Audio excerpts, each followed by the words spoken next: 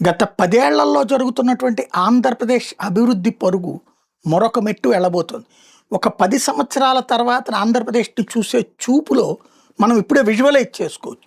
ఇప్పుడు భోగాపురం ఎయిర్‌పోర్టో లేకపోతే గనక ఈ హైవేలు కొత్తగా విస్తరించినయ్యో ఇవన్నీ ఒక ఎత్తు. రాబోయేటటువంటి రోజుల్లో హై స్పీడ్ ట్రైన్స్‌కి ఆంధ్రప్రదేశ్ ఒక హబ్ కాబోతోంది.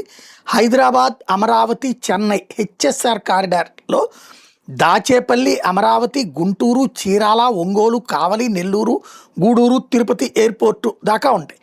అదే సమయంలో బెంగుళూరు, హైదరాబాద్ హెచ్ఎస్ఆర్ కారిడార్‌లో కర్నూలు, డోను, గూటి, అనంతపురం, దుద్దేబండ, హిందూపురం ఉంటాయి.